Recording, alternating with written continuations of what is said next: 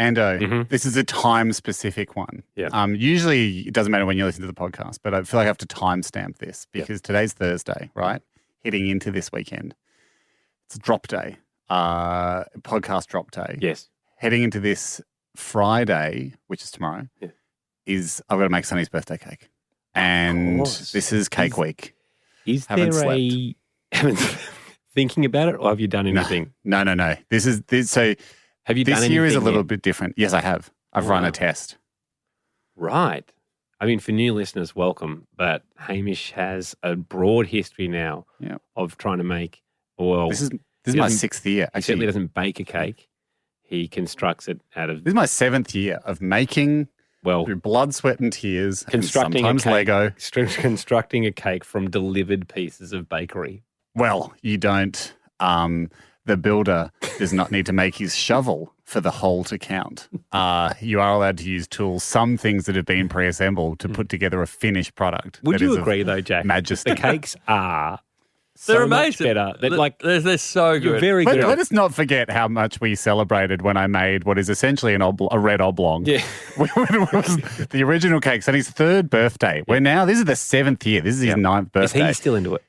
Yeah. Right. But now but obviously the mood changes from a 3-year-old to you don't think about who's making your cake to now he's aware, that's become a fun tradition in the house. But now it's become, because the challenge is, hey, whatever you say, and now it always has a moving part. Yes. Whatever you say, Dad has to make it. So now, of course. The original was, of course, the car's trailer with an edible hinge. Yep. The back of the semi-trailer opened up. Yep. And there was a Matchbox car in the back, which at the time we thought was cutting-edge technology. What's this year? Okay. Here's where we're at. Usually a day or two out, I'll get the brief. This time, it's been a week. He's come to a week out. He's come to a week out, and it just was clear what it was going to be, because for the last 2 to 3 months, he's been heavily into Rubik's cubing. Okay? Wow. He's been cubing. It's big at his school. Yep.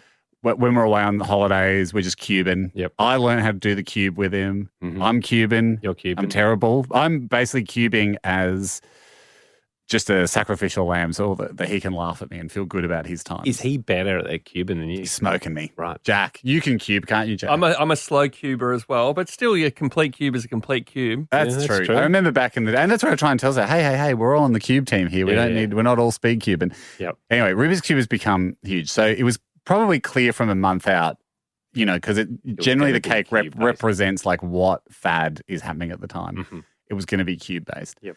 So Sonny was like, Dad, I've been thinking, what about a Rubik's Cube cake? And I go, yeah, okay. I thought this could be coming up. This was about a week or 2 weeks ago. Mm-hmm. Then he went, but it moves. Yeah, fully working is hard. And I went, geez. Wow. Three layers. He goes, no, all the pieces move. Solvable cake. Impossible. Well, not all edible. Solvable cake. So that can't be. I mean, it is impossible, but also it's very much impossible if you're going for all edible. Oh, not even close. Yep. Not even close. I gave up on all edible years and years ago. Yes. Once Lego started sneaking in, yes, then you start to go, okay, how do you make a fully articulating Rubik's Cube? So the first thing I did, I had a little Rubik's Cube key ring at home that had broken. And so I started looking on the inside of the cube and I go, okay, this is how they make them. It's quite complicated in there. There's 27 pieces plus the core piece of the cube. Here's my thinking. We find the design for a Rubik's Cube, a 3D printable Rubik's Cube. Mm-hmm. We then hollow out, like you just essentially make the skeleton of the cube. So the plastic bits move around. Then I will make each cube out of cake or edible material. So the cube, my vision for the cube aesthetically is it's on a stick with a base plate. So it's sort of like a foot off the ground. Yep. Behold the Rubik's Cube cake. Mm-hmm. There might be space underneath for a 9 made out of actual cake if we want to do some cutting up just for ease. Yes. But that's what, you like vision-wise, it's a it's a cube floating in the air on a stick. Now, of course, when you start rotating the pieces, you're going to take a piece of cake that was on the top and rotate it upside down, and that's going to slide off. Like, that's how it falls out. So every face of it could end up being underneath the cake during the solving of the cake. Yes.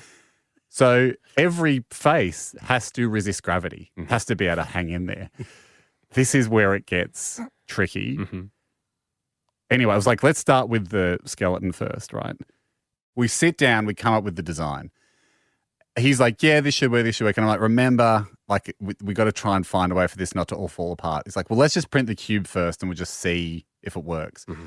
It quickly becomes apparent that it's like, A, going to take way too long, and B, we don't really have the skills. So we go on YouTube. So how long, just quickly? So you obviously didn't... For a small piece, remember there's 27 of these, it was going to be like 6 hours per piece. Right, so you press go, cracked a beer, and you're just sitting there, and he's going... Why are you standing around? So in my head, it was like the Jetsons where you press and go, and there's a cloud, and the smoke dissipates, and it's made. It is not that. Mm-hmm. So then we go on YouTube and we find Australia's greatest 3D printing genius. Okay. His name's Angus. He's from a website called Maker's Muse. He's got a YouTube channel. So I start harassing him online, and I can't get in contact with him. So it's real. Now the clock is ticking down. Luckily, like last Friday, he's like, oh, man, I never check these emails yet. Because I was like begging with him, please, me and my brother-in-law, this is what we're trying to do. We really need your help. He goes, sounds really weird, but yes, I think I know what you're saying. And because he'd made a Rubik's Cube before, but he'd never put the design online. Anyway, he shares his state secrets with us. Right. Juz and him sort of get together and they're colluding. And I was like, let's blow it up though. Like we want to make it big. Yeah. Yesterday I got the pieces. Right. They're massive. How big? I thought I would have these a week ago to run a test. Because what I'm actually going to do is it's not going to be cake in there. It's going to be the marshmallow and rice bubble mixture, right? Like a Rice Krispie, which is very legal in the baking world. That counts as cake. Okay. So it's fully edible, the cube, except for the plastic shell. But... So hang on. The plastic shell's on the outside. The plastic shell's on the inside, then the cake's on the outside. So the plastic shell is sort of like a... It's hard to describe, but it's the interior of the cube, and then I'm packing the exterior with rice bubbles and marshmallow. I get right? you. Yep. So do you know what I mean? And then on the outside of the cube. Yeah. Then so that whole cube volume is made of rice bubbles and marshmallow, which I put in as a lump. Then when it sets, my plan is to shave it perfectly on the outside into the shape of the cube. Yeah. I then ice those. I've got to make 27 individual ones with the correct colors, click it all together. That's your cake. Wow. That's the theory. Here's the really tricky bit. Because I'm doing this all on WhatsApp, and the kind of the printing geniuses, I left them to kind of do it. I'm not really needed in that chat. No. They've nailed the printing part.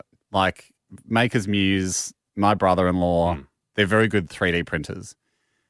The tricky part is this is a big cube. And I did a test last night with a corner piece because I was like, I've got to do a test before cake night. If this doesn't stick, do you know what I mean? Like if this mixture, if you turn this upside down, it just slips out. Like, honestly, full disclosure, I'm also in my mind, I'm like, this easily could, like, there are several parts of this where it's like, it's just all over. I've got another cake standing by that could just be a sorry cake. Like for Sunday, it's just literally just a round cake that says happy birthday. And I'm so sorry. And I tried. So I did a test last night. Have a guess how much weight, how much volume of marshmallow and rice bubbles needs to go in each one of the 27 cubes. Well, are you trying to make it the size of so bigger than a normal Rubik's Cube, obviously? Each component, each little cube is bigger than a normal Rubik's Cube. That's way too big. I know. I know. Well, I didn't get a chance to see it, Jack, because I just said to them, seems awesome, guys. Then they showed me footage of it being printed. I was like, man, look at it go. And I actually didn't see it till it was printed out yesterday. And I went, this is a big cube, and this is going to be full of cake. Each one, by my estimates, there's going to be over 5 kilograms of marshmallow in there. In each cube? No, in the whole cake. Okay. There's 250 grams of marshmallow and rice bubbles in each cube. That's wild. It's too much. Yeah, it's way too much. Because in your head you go, yeah, rice bubbles, very light. But it all kind of melts down and it's pretty dense. So that's where I'm at. What's your plan? Well, the plan is you make them first. Yep. Like I'll have to create the cubes first, put them in the freezer. Then I was actually speaking to Scotty Cam. He hasn't got back to me yet, but I texted him before because I was like, mate, I'm going to have these like globulous rice bubble marshmallow things. What tool exists where I could shave this away? I said, like, I have an electric chainsaw, like from our Makita sponsorship. Yeah. Brutal. But it feels like it's just going to get clogged and jammed up with marshmallow and rice bubbles. Yes. And also just, I'm not a massive nerd about safety, but it just doesn't feel right to be using a chainsaw in the kitchen. Yeah. Like if Zoe walks in and I'm using a chainsaw in the kitchen, that's going to be on me if an accident happens. There's heated rods for foam. This is what I'm thinking of a heated rod or a heated hacksaw blade. Yep. So I freeze them down and I just, anyway, it depends what Scotty comes back with, but he's working on it for me at the moment. I would have, now that I realise the undertaking of this, I would have loved to be at this stage 1 week ago. Yeah. Just to understand if the basic physics work. As it stands, we're still 4 pieces short for the cube, but I've got it on good authority. They'll arrive this afternoon or tomorrow morning. So tomorrow night, I will be ready to attempt this. But even last night's test with one like lumpy corner, and it took nearly an hour.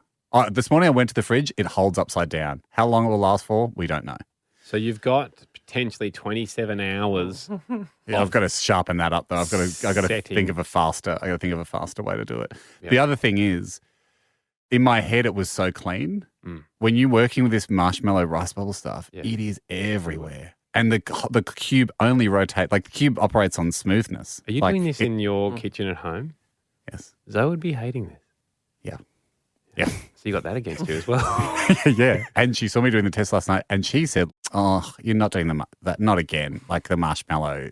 I don't want this one." Because I've used it before. It's not a fan favourite. No, with the marshmallow rice mix, how often is that finished with people eating it? All the time. Yeah. Big, like one of the more famous, I was looking at someone on YouTube last night, made a big SpongeBob SquarePants cake with it. I mean, that's the thing. Yeah, people love it. Absolutely love it. It's a delicious treat, especially 5 kilograms of it for the 8 children. I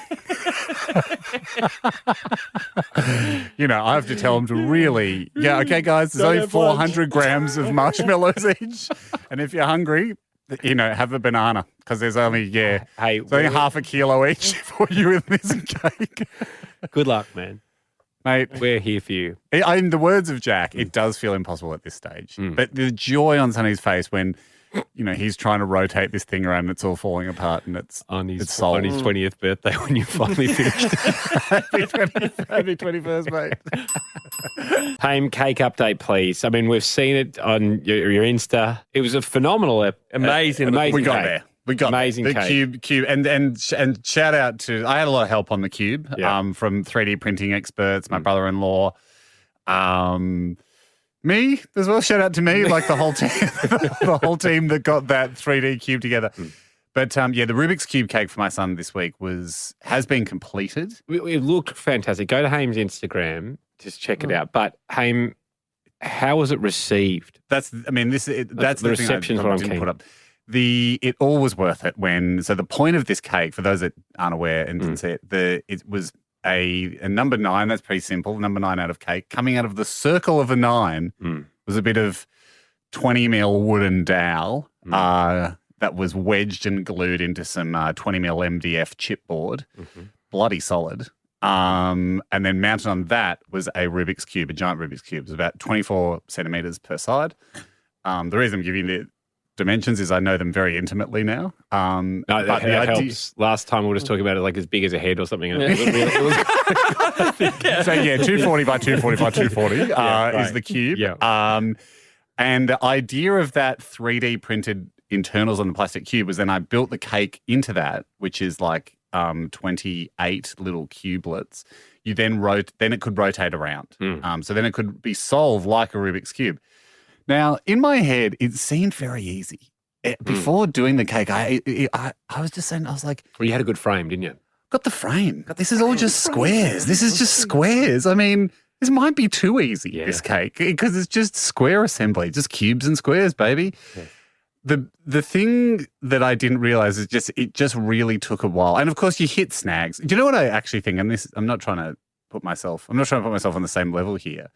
But when, like, I look at so many snags that I hit making the cake. Like the thing started falling apart at 2 a.m. I had to go outside and into the cold night air to try and re-solidify the cake and had to cake it outside on the deck with the possums pissing on me. And these are all the things you don't expect to happen. You know what I mean? Like, and then you're like, oh, actually this black icing is just getting everywhere. And then that's getting on all the other little icing cubes. The thing that keeps going through my mind when I'm just trying to make a Rubik's Cube birthday cake is I go, how does literally, how does anything complicated get made? Because this isn't really that complicated. Like, I was thinking about SpaceX a lot, and I was like, those guys, because that's at the other end of the scale. I'm not saying me and SpaceX are doing the same thing, but I'm just like, times they've had to head outside because the rocket was getting hot. Something similar. The rocket was melting. Similar, mate. It would. You just when you're boldly going into no one's ever made a cube cake before. Yeah, and when you go into over there, maybe it would be. Maybe a bandicoot. But they blow up, Haim. That's the thing. That's SpaceX exactly what I'm doesn't saying. get it right, and you did. Your words, Jack. Now that is a great T-shirt. SpaceX blow up. SpaceX doesn't get it right, and you did. Jack Post to me. How was it received? First, a question we always ask: how much of the cube was eaten? All the corner pieces were carved off. Now they are heavy in sugar. The kids went absolutely mental. And were they enjoyed? They were enjoyed. They really kids at them. Once they realized they could solve and eat the cake. But I mean, the highlight of the birthday was, we were at like a kid's birthday venue, room packed full of 9-year-olds just chanting, "Solve the cake, solve the cake." And how many twists was required to solve it? I scrambled it up so there's only a few twists required because I didn't want to scramble it so much that it was unsolvable. Yes. Because if Sonny's sitting there for a couple of days as the kids Sonny's slowly lose the voice of their chant. What do you mean a cool room? The cake's melting.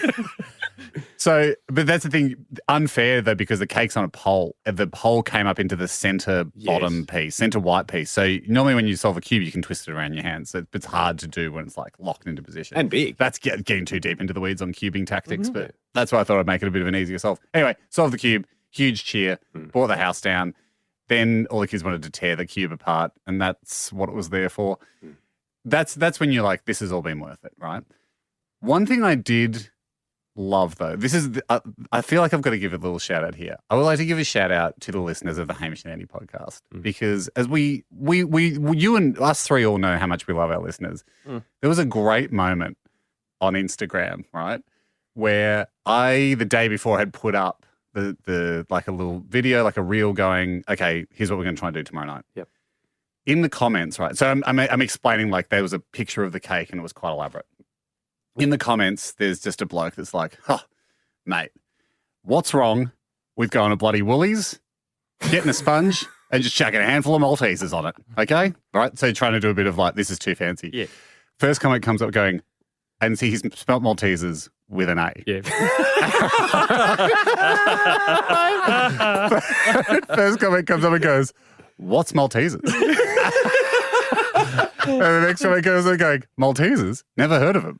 Right. Then the guy comes back and he goes, what are you talking about? They're those chocolate, the crunchy balls. You can get them from supermarkets. You can get them from the movies. Yeah. And everyone's like, what? Maltesers? They're like, they sound ridiculous. And this goes on and on and on. Then someone comes in and puts this guy over. He's like, how have you guys not heard of Maltesers? Someone comes in there like, hang on, do you mean Maltesers? And they're like, yeah, Maltesers. Like, oh, you mean Maltesers? There's no A in Maltesers. And then he comes and goes, oh, Jesus Christ! All right, the grammar police are here. Grammar police. This is so good. This is 20 comments deep. This poor bloke having no idea what's going on.